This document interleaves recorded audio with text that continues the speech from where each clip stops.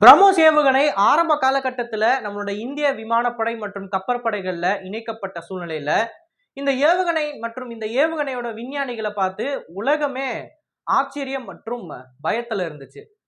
சிவதானு பிள்ளை அவர்கள் BrahMos ஏரோஸ்பேஸோட CEO Pentagon போனப்ப இந்த பிரம்மோஸ் ஏவுகணை நம்ம அமெரிக்க கடற்படை கிட்ட இருக்கக்கூடிய 260 போர்க்கப்பல்களையும் மூழ்கடிச்சிரும். ஏர்கிராஃப்ட் கேரியர்ஸ் ஆரம்பிச்சு டெஸ்ட்ராயர்ஸ் வரைக்கும் எந்த ஒரு வான் பாதுகாப்பாலையும் இந்த பிரம்மோஸ் ஏவுகணையை தடுத்து நிறுத்த முடியாது அப்படின்னு அந்த அமெரிக்கன் அட்மிரல் நேரடியாக சிவதானு பிள்ளையை பார்த்து this man has the capacity to destroy our navy அப்படின்னு இன்ட்ரோ கொடுத்துருப்பாரு. பென்டகன்ல வச்சு நடந்த சம்பவம் இது. ஆனால் இந்த சம்பவம் இனியும் தொடருமா அப்படின்னு கேட்டீங்கன்னா கேள்விக்குறிதான். ஏன்னா உலகத்தில் இருக்கிற நிறைய வான் பாதுகாப்பு அமைப்புகள் இப்போ ஹைப்பர்சானிக் ஸ்பீட்ல இன்டர்செப்டார்ஸை ரெடி பண்ணிக்கிட்டு இருக்காங்க. அதாவது பிரம்மோஸ் ஏவுகணையின் வேகத்தை விட அதிக வேகத்தில் பயணிக்கக்கூடிய இன்டர்செப்டார்ஸ் வர காரணத்தினால் பிரம்மோஸ் வருங்காலங்களில் இன்டர்செப்ட் செய்யப்படும் அப்படின்றது ஒரு இன்றியமையாத ஒன்று. அது நடக்கும் நடக்கலை அப்படின்னு இக்கு வச்சு நான் பேசல, கண்டிப்பாக நடக்கும். அப்படி இருக்கிற சூழ்நிலையில் பிரம்மோஸை நம்ம அப்கிரேட் பண்ண வேண்டிய இக்கட்டான நிலைமையில இருக்கும். ஸோ இன்னைக்கான காணொலியில் நம்ம எதை பற்றி பார்க்க போகிறோம் அப்படின்னா டிஆர்டிஓட சீஃபின் கூற்றுப்படி இந்த பிரம்மோஸ் ஏவுகணைகள் அடுத்த என்னென்ன பரிமாணங்களை எடுக்க போகுது அப்படின்றதான் பார்க்க போகிறோம். நான் உங்கள் ஆகாஷ், தமிழ் பொக்கிஷம் வழங்கும் டிபி டிஃபென்ஸ். பிரம்மோஸோட ஃபர்ஸ்ட் ஸ்டெப் என்ன அப்படின்னு பார்த்தீங்கன்னா, ஆரம்பத்தில் 2015 வரைக்கும் இந்த பிரம்மோஸ் ஏவுகணை வெறும் 20% தான் இந்தியாவில் மேனுஃபேக்சர் பண்ணப்பட்டுக்கிட்டு இருந்துச்சு. இதர எல்லா காம்பனன்ட்ஸுமே ரஷ்யன் மேட் காம்பனண்ட்டாக இருந்துச்சு. இந்தியாவில் வச்சு நம்ம அசம்பிள் தான் பண்ணிக்கிட்டு இருந்தோம். பட் அதை நம்ம 2026 ஆஸ் ஆஃப் மே நம்ம எப்படி மாற்றிருக்கோம் அப்படின்னா, கிட்டத்தட்ட 83% இந்தியாவில் தான் மேனுஃபேக்சர் பண்ணப்பட்டுக்கிட்டு இருக்கு. இந்த பிரம்மோஸ் ஏவுகணையோட ஏர்ஃப்ரேமு எல்என்டி மற்றும் கோத்ரேஜால மேனுஃபேக்சர் பண்ணப்படுது. அண்ட் இந்த பிரம்மோஸ் ஏரோஸ்பேஸோட நேவிகேஷன் டெக்னாலஜி எல்லாமே ஹிந்துஸ்தான் ஏரோநாட்டிக்கல் லிமிடெட்ல இன்னோஸா மேனுஃபேக்சர் பண்ணுறாங்க. மற்றும் இந்த பிரம்மோஸோட சில critical components, micro controllers, chips மற்றும் அந்த சர்க்கியூட்ஸ் இது எல்லாமே ஆனந்த் டெக்னாலஜிஸ் அப்படின்ற நிறுவனத்தால் மேனுஃபேக்சர் பண்ணப்படுது. ஸோ ஆஸ் ஆஃப் நவ் இந்த டெக்னாலஜியில் சுமாராக 83% இந்தியாவில் இருக்கக்கூடிய இந்திய நிறுவனங்களால் மட்டுமே சோர்ஸ் பண்ணப்படுது. அண்ட் இதற்கடுத்து இன்னும் 2 வருடங்களுக்குள்ள இந்த பிரம்மோஸ் ஏவுகணையோட ராம்ஜெட் என்ஜின் அதையுமே நம்ம ரஷ்யா கிட்ட மேனுஃபேக்சர் பண்ணி வாங்காமல் முழுக்க இந்தியாவில் மேனுஃபேக்சர் பண்ணுறதுக்கான பேச்சுவார்த்தையும் இப்போ நம்மளோட ரஷ்யன் கவுண்டர் பார்ட் கூட நடந்துகிட்டு இருக்கு. ஸோ இன்னும் 2 வருஷங்களுக்கு அப்புறம் இந்த 83% இன்னோஸ் மேனுஃபேக்சரிங் இருக்கிறது 95% மாறும். இது முதல் ஸ்டெப்பு. 2வது ஸ்டெப் என்ன அப்படின்னு பார்த்தீங்கன்னா, பிரம்மோஸோட ஏர் லான்ச்டு வேரியண்ட்டை அடுத்த பரிமாணத்துக்கு கொண்டு போகிறது. கரண்ட்லி இந்த பிரம்மோஸ் ஏவுகணையை நம்ம ஏர்லேருந்து லான்ச் பண்ணணும் அப்படின்னா நம்மளோட சுக்காய் போர் விமானங்கள்லேருந்து மட்டும் தான் லான்ச் பண்ண முடியும். ஏன்னா ஏர் லான்ச்டு வேரியண்ட்டோட வெயிட் 2.4 டன்னு 8 மீட்டர் லென்த்து. இதை சுக்காயில் மட்டும்தான் இன்டெகிரேட் பண்ண முடியும். அண்ட் ஒரே நேரத்தில் ஒரே ஒரு ஏவுகணை மட்டும்தான் சுக்காயில் லான்ச் பண்ண முடியும். 2-3 ஏவுகணைகளால் எடுத்துகிட்டு போக முடியாது. ஸோ இந்த சூழ்நிலையில் மாத்திரம் அப்படின்னா இந்த பிரம்மோஸ் மிசைலை இன்னும் கொஞ்சம் சின்ன சைஸ்லையும் வெயிட் கம்மியாகவும் நம்ம மேனுஃபேக்சர் பண்ண வேண்டியதாக இருக்குது. ஸோ அதை டிஆர்டிஓ எடுத்து பண்ணிக்கிட்டு இருக்காங்க. சமீபத்தில் டிஆர்டிஓவோட சீஃப் அவர்கள் என்ன சொல்லியிருக்காரு அப்படின்னா, பிரம்மோஸோட என்ஜி வேரியண்ட் சுமாராக 1.6 டன் எடையிலையும் 6 மீட்டர் லென்த்லையும் இருக்கும்.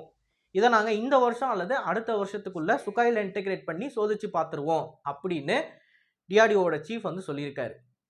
ஸோ இந்த பிரம்மோஸ் என்ஜி என்ன அட்வான்டேஜை கொடுக்கும் அப்படின்னா, இன்னைக்கு தேதிக்கு சுக்காயில் மட்டும்தான் நம்மளோட பிரம்மோஸை ஃபயர் பண்ண முடியும். அதுவும் ஒரு நேரத்தில் ஒன்றை மட்டும்தான் ஃபயர் பண்ண முடியுன்றது ஃபியூச்சரில் எப்படி மாறும்னா, நம்மளோட எல்லா ஏர்கிராஃப்டாலையும் ஒரே நேரத்தில் ஒன்றுக்கும் மேற்பட்ட பிரம்மோஸை ஃபயர் பண்ணுற மாதிரி உருவாகும். நம்மளோட தேஜஸ் போர் விமானம் உட்பட அதில் 2 பிரம்மோஸ் என்ஜியை பொருத்த முடியும். அந்த அளவுக்கு இந்த பிரம்மோஸ்ன்றது நம்மளோட ஏர்ஃபோர்ஸில் இன்றியமையாத வெப்பன்ஸ் பிளாட்ஃபார்மாக மாறிடும்.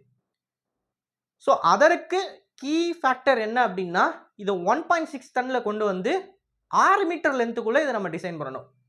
அடுத்தபடியாக பிரம்மோஸ் ஏவுகணையோட எக்ஸ்டெண்டட் ரேஞ்சை பொறுத்த வரைக்கும் கரண்ட்டாக டிஆர்டிஓ அதில் வேலை செஞ்சுக்கிட்டு இருக்காங்க. சில பிரம்மோஸ் எக்ஸ்டெண்டட் ரேஞ்ச் வெப்பனை ஃபயரும் பண்ணி பார்த்துருக்காங்க. ஆரம்பத்தில் 290 கிலோமீட்டரில் இருந்தது, கொஞ்சம் கொஞ்சமாக 600 கிலோமீட்டர் ஆச்சு. இப்போது 800 கிலோமீட்டரில் நிற்கிது. இதை கூடிய சீக்கிரம் 1500 கிலோமீட்டர் வரைக்கும் எக்ஸ்டெண்ட் பண்ண போகிறாங்க சம்மர் லான்ச்டு பிரம்மோஸ் வேரியண்ட்டில். ஏன்னா இன்றைக்கி உலகத்தில் இருக்கக்கூடிய பெஞ்ச்மார்க் என்ன அப்படின்னு பார்த்தீங்கன்னா, டாமஹாக்கை நீர்மூழ்கி கப்பல்கள்லேருந்து அமெரிக்கன்ஸ் லான்ச் பண்ணுவாங்க. அந்த டாமஹாக்கோட ரேஞ்ச் 1500 கிலோமீட்டர். ஸோ அதே மாதிரி சிமிலரான ஒரு வெப்பன்ஸ் பிளாட்ஃபார்மாக பிரம்மோஸை மாற்றணும்னு சொல்லி தான் இதை 1500 கிலோமீட்டருக்கு எக்ஸ்டெண்ட் பண்ணி மற்றும் அதை நீர்மூழ்கி கப்பல்கள்ல இருந்து லான்ச் பண்ற மாதிரி உருவாக்க போறாங்க டிஆர்டிஓ. ஸோ இதெல்லாம் எக்ஸிஸ்டிங் பிரம்மோஸ் டெக்னாலஜியில் அடுத்தடுத்து நம்ம பண்ண போகிற மாடிஃபிகேஷன்ஸ். ஆனால் கிரவுண்ட் அப்ல இருந்து ஒரு புது மிசைல் பிரம்மோஸ் மார்க் 2 அப்படின்ற ஒரு ப்ராஜெக்ட் நம்ம இந்தியாவில் எடுத்து நடத்தப்பட்டுக்கிட்டு இருக்கு.